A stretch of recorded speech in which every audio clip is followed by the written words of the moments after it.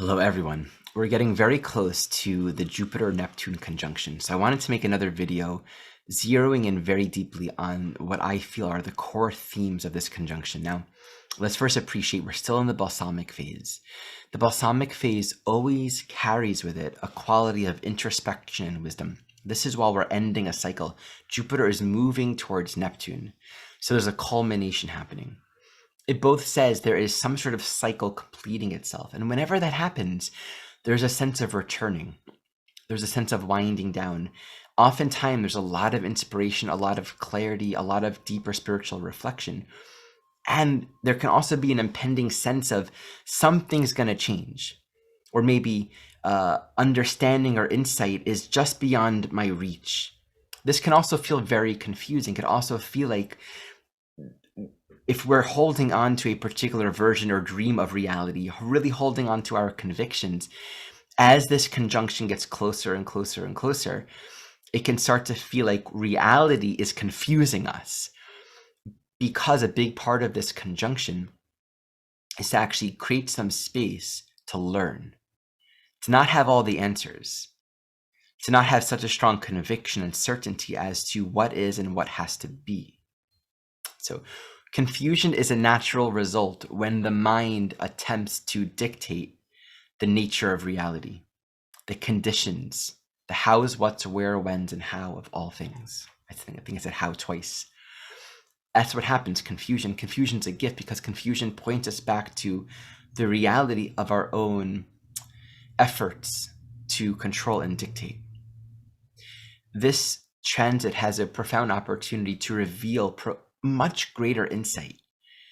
That's its ultimate purpose, to reveal more of the truth, and thus to illuminate our path, to illuminate the nature of things, to bring essential insight into who we are and what's really going on. This can be a very loving and forgiving and healing experience. As we move into the new phase, there's going to be an adjusting and adopting to this opening, or it could be a clearing.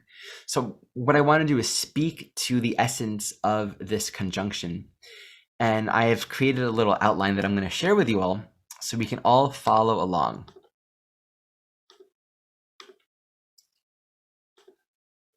Here are 4 qualities of this. So as this conjunction comes together, these are the dynamics that are most manifest. And as the conjunction separates, we get to learn from it, whether it was challenging or not. Ultimately, as the conjunction separates, there's a deepened opportunity to really ultimately come to insight. Okay, so the first 2 are a little more challenging. The possibility of delusion. This corresponds to getting lost in wishful thinking, where we lose touch with the reality by way of our hopes, dreams, wishes, and expectations. It's like expecting a miracle to conform to one's expectations. And this reminds me of a movie I just saw. Michelle and I were just watching Mary Magdalene, starring Joaquin Phoenix, playing Jesus, which was a very interesting role. And in that movie, Judas is depicted as being a very devout follower of Jesus. And I was very fascinated with how they depicted Jesus. So I'll share this story and then I'll come back to this screen. He's following Jesus and has really strong conviction that Jesus was going to perform these big miracles, take over, defeat the Romans, bring the dead back to life. And he was just waiting for it to happen. He was so excited for them to get to Jerusalem, for all the fireworks to finally happen. When he saw that Jesus wasn't responding to the Romans, he wasn't doing anything, he wasn't showing who he was in those really big ways and taking over and changing everything, he got nervous. So in this version, he sold information to the Romans about Jesus, so that Jesus could be captured, to create a crisis situation where then Jesus would have to do something. He was thinking, oh, maybe Jesus is procrastinating, or he's in doubt, or he's worried.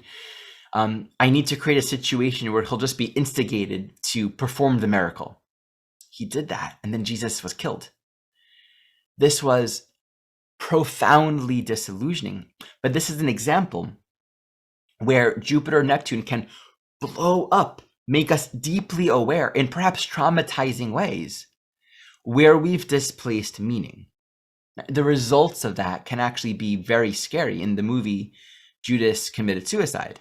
He was overstruck with guilt and grief. So let's look at the other manifestation of this.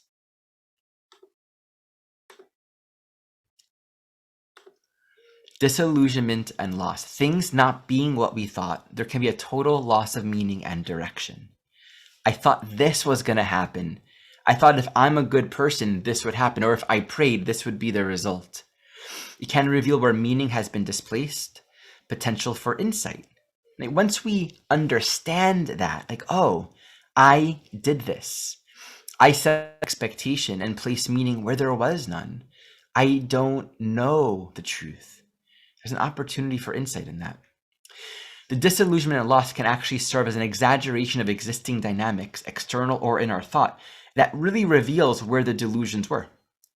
The absence of an object induces realization of what is possible. Very, very often with Jupiter transit, and just imagine how more extreme this could be with Neptune involved, there's the removal of something, someone, or some event or construct in our life that serves to clear the way for vision. Prior to that removal, we couldn't see clearly because we're stuck in our own ideas and thoughts. It's not so unsimilar to, a child being focused on a lollipop, wanting sugar, wanting candy, and the parents know it's not good for you. You take it away. They're upset. It's like the worst thing in the world. Like their present moment emotional reality is all that there is. Actually, most humans feel that way even into adulthood. And that's a learning to not identify with the seeming immediacy of what arises.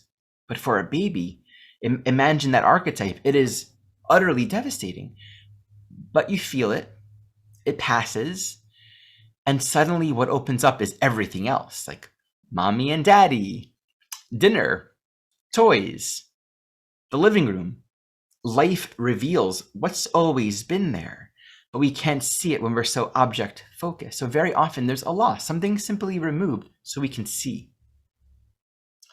And oftentimes that seeing is difficult because a very common Neptunian issue is we get so fixed on our story of reality that even when things change, we don't want to accept it because we've put so much meaning in what we thought would be. So we double down. Either we double down on the story, oh, well, Jesus is going to come back and perform this big miracle, right? It's one example of that. Or we come into sort of a victimized place. We have to somehow reconcile with a loss of meaning. The only other option is a sort of surrender, a humility in recognizing I was wrong. I had this all wrong. I just didn't realize it. I'm willing to learn now. The third is inspiration. So here, this transit can really speak to new opportunities, insights, and revelations, leaps of faith. So the conjunction can come together and we can find all these things happening. And so then it opens up a new cycle of new direction, new opportunities, new experiences. And it might be inviting us to trust our intuition.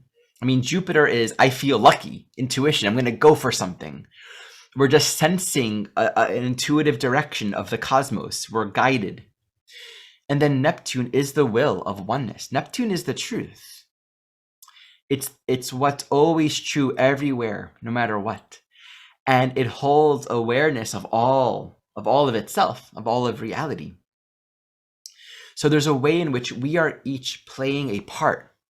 We each serve a function in the unfolding of all things, in the unification of all things. And this is not like your function is to do this X, Y, and Z. Our function is guided in giving all things to a source of meaning and understanding and interpretation beyond our own making. And this is one of the important teachings that I really feel is embedded within the Neptune archetype. There is nothing that isn't for our favor if we choose not to hold it in the fearful ways that our minds might hold it. There's something I've been thinking about in the Purim story. Today is Purim, and the Jewish holiday of Purim, which by the way falls in the month of Adar, and every Hebrew month has an astrological correspondence. And so the holiday of that month also is connected to that astrological correspondence. So Purim being in Adar, Adar is Pisces. It's a Piscean holiday. And I want to tell you the story of Purim. In fact, let's save that for a moment because there's a really beautiful message and teaching in this story that relates to this deeper Pisces teaching of giving all meaning to the source of all meaning, and thus a deeper understanding and trust that there is nothing not for our benefit. Stick with me and I'll share this story. It's a beautiful story. Let's look at the final point here. Forgiveness, deepening of spiritual vision, compassion and acceptance leading to knowledge, realizing universal truths and applying it in one's life. And this is ultimately not depending on one's own thinking. Forgiveness is really the state of realizing I thought wrong. And fundamentally, we forgive ourselves for our incorrect thinking, for seeing this person, this circumstance, this past in an untrue light. Whenever we can see anything with vision that actually brings peace and compassion and understanding, when we can harvest the teaching and the gift in all things as well, then there is no grievance there. And there's healing, and actually we can feel more peace. And there's a deep teaching in the Course in Miracles that where there is peace, there's understanding. True insight really comes from a forgiven mind, comes from a state of peace that isn't holding on to stories of fear and separation. And that is also what opens the road, that opens the journey. Jupiter has this need for freedom. Not freedom in this immature sense of I need to be free, but freedom in the genuine sense that this life is a spiritual adventure. This life in the deepest way is a journey, is a pilgrimage of realization. And the more unfixed our plans are, the more open we are to learn, the more we're going to find that we don't want to take the past with us. So Jupiter coming with Neptune really says, clear out your beliefs, your convictions, your stories, because there are gifts here. And the key is this prayerful attitude to really want to purify our mind, purify our own perceptions. So if you're still with me, thank you. Here's the story of Purim. A long, long time ago, in the town of Shushan, which was a part of ancient Persia, around 500 BC. Now, this wasn't just like a country with a town. This was pretty much most of the world. As I have researched it this morning, this was a part of the Achaemenid, and I might not be saying this correct, empire. This empire at its height encompassed apparently 44% of the world's population.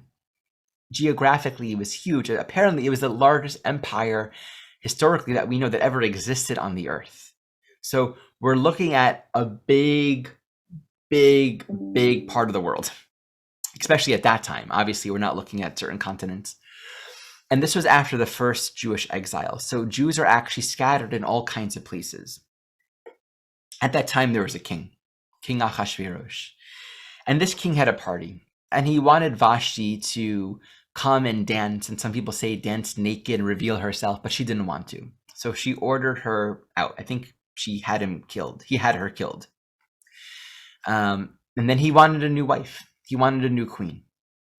So he has this big beauty pageant where many women from the town, from wherever, came.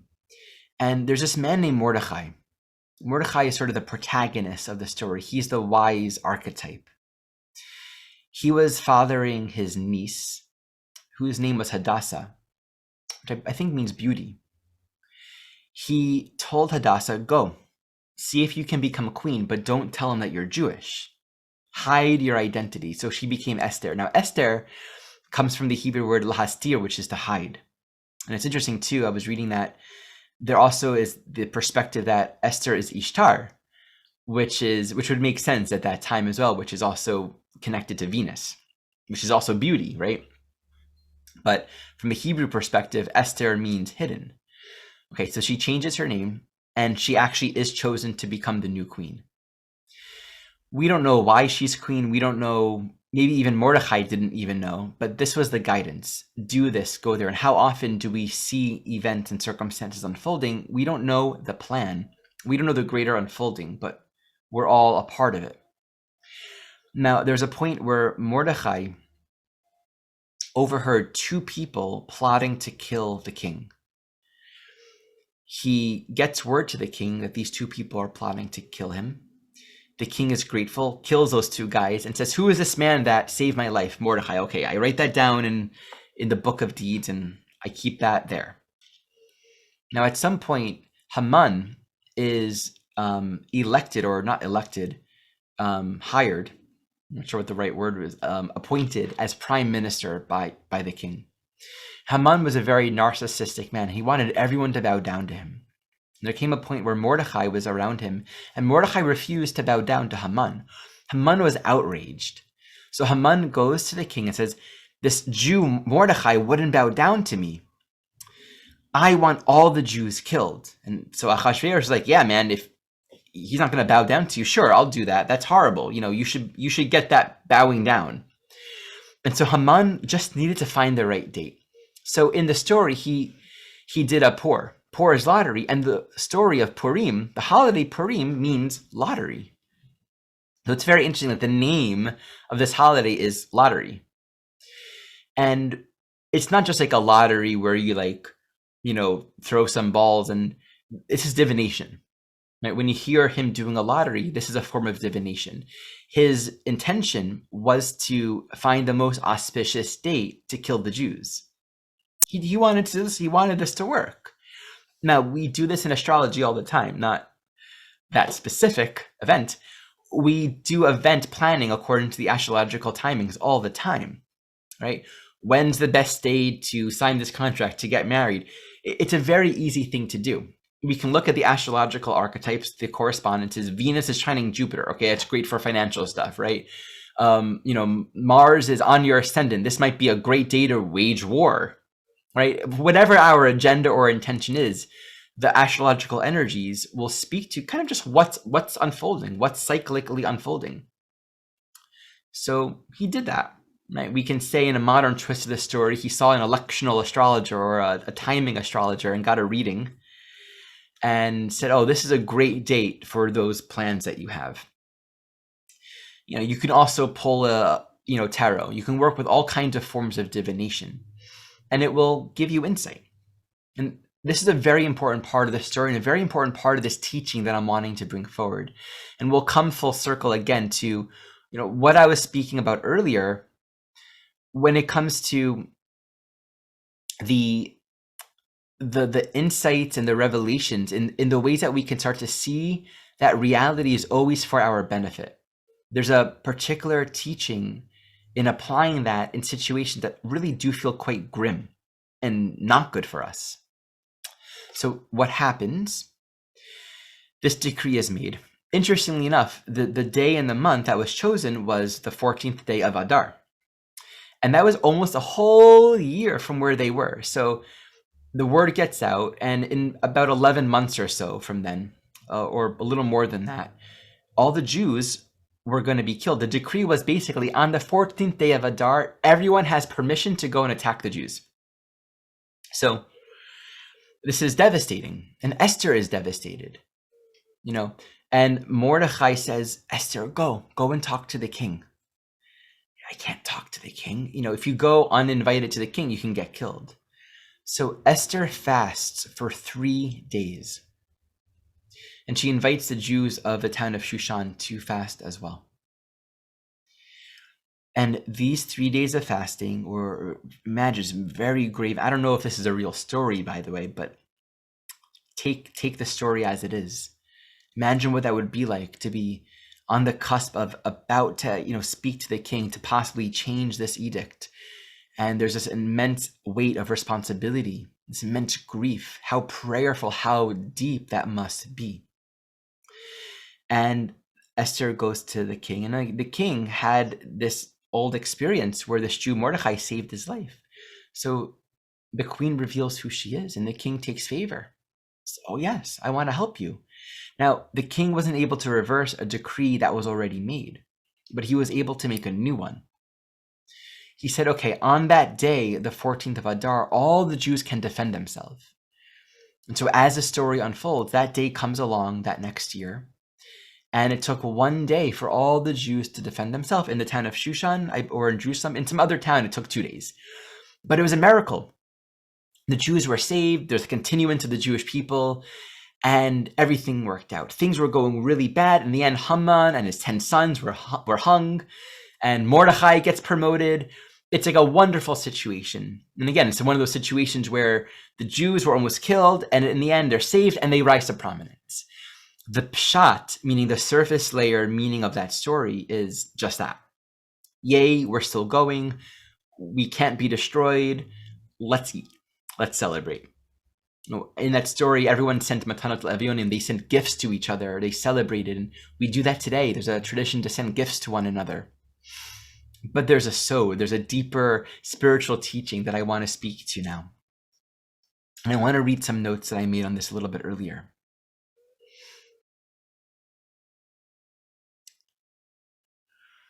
Our expectations of particular outcome in any situation are always the one thing that keeps us from grace, that keeps us from healing, that keeps us from miracles. We can see very clearly in the world that bad things happen to good people and that there is suffering on this planet. And I find that we can't pray enough to God for those that are being attacked to not be attacked. We can't pray enough for external conditions to change. And to me, this very much reminds me of a quote from Mary Baker Eddy. She wrote in Science and Health, "Who would stand before a blackboard and pray the principle of mathematics to work out the problem? The rule is already established, and it is our task to work out the solution." So often our prayers come from a place where we are seeing a problem and we want God to fix the problem. And it's all external. We fail to recognize that the problem is perceptual. We're not seeing correctly because God's will is unified. God's will is one. And the deeper teaching, the deeper healing is referencing that truth, even in the face of what seems scary and difficult.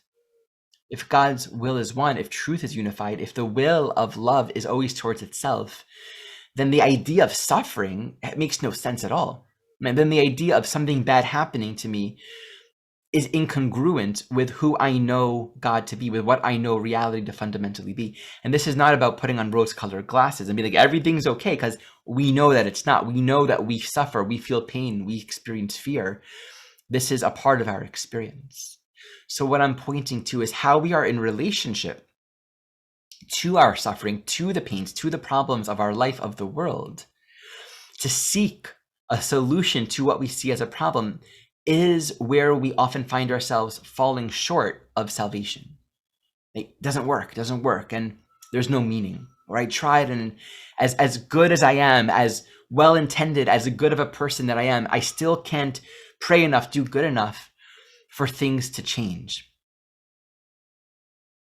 Creating the right conditions within our minds does lead to true change.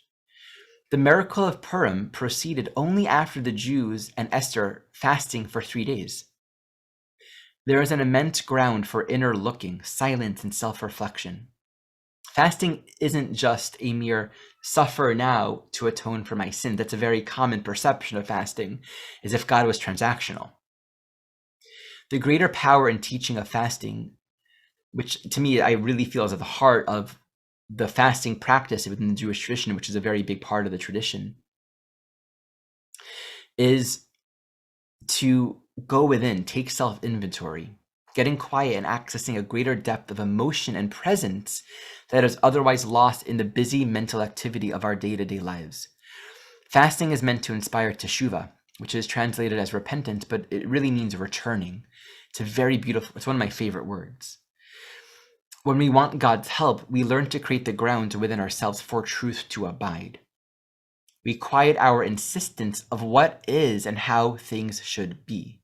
Esther didn't know what would happen. How could we know the results of anything? Right? We can't say, if I do the work, that means so-and-so isn't going to die. These bad things aren't going to happen. The suffering won't happen. We can't say that, but what we can say is the only thing we can truly rest upon is the deep understanding, the deep conviction, the deep trust that God's will is only towards healing and unification. And so even if things seem bad or there's loss or the situation seems grave, to simultaneously recognize your will. Let me see this according to your plan. Let me see that all things are an extension of your will, even if I don't understand it. This is a deep state of humility where we are not holding on to our ideas of what things should look like. In this space of openness and slowing down, we can access a gratitude in the mere recognition that I got it all wrong. Here we can refer to something not of our own making to correct all errors in our mind. This is the point. The moment we settle for things are bad, there's pain, there's suffering. Well, what happened? This is a horrible condition. We are taking control of it and interpreting it on our own. The moment we ask for insight, how do you want me to see this? Is the moment we actually allow for a reinterpretation of all things. And love, spirit, God, source, the Tao can use time, can use all circumstances for the purposes of reuniting, for the purposes of healing. We can't go to God and be like, okay, I give it to you, do this and make it look like this, right? I need you to produce these particular results. We don't know enough. Any outcome that is body focused, that is time focused, is conditional. But when we appreciate that the only outcome is going to be a healing outcome and that we're open to learn about it, we're open to grow, we're open to heal, then we can actually rest in peace and not need to, in a sense, take control. It's like a child thinking they know more than their parents. When we really, really trust our parents, we won't even need to understand. We say, you tell me where to go and you tell me what to do. I'm going to follow you because I don't understand this. I'm seeing fear. I'm afraid. Like my little daughter hears a vacuum. It's scary.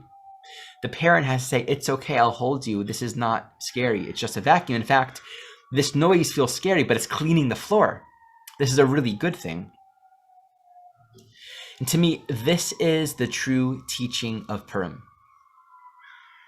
Not that the Jews persevered and will never be destroyed, not that God stepped in to save the Jewish people despite all odds, but that we have a direct connection to the miracle.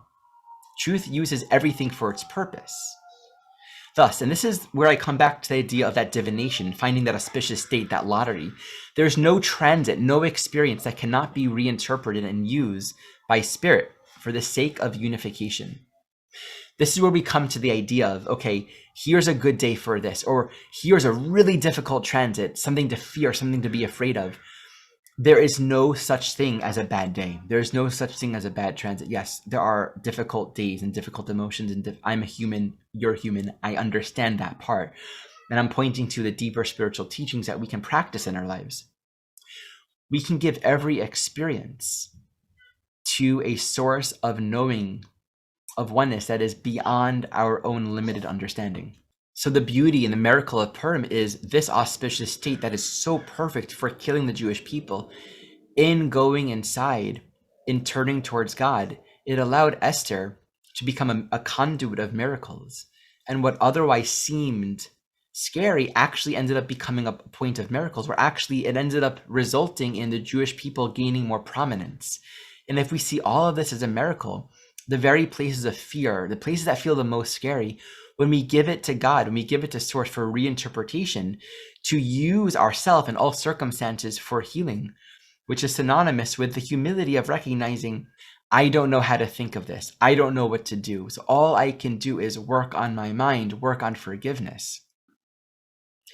This is where even difficulties arise, there can be an immense amount of healing. And I offer this as a point of remembrance for this Jupiter Neptune, where things can get really big, and Neptune can be fear, where either things are miraculous and beautiful, or it feels like everything's wrong. There can be this existential sense of everything's wrong. There's no meaning. I'm lost.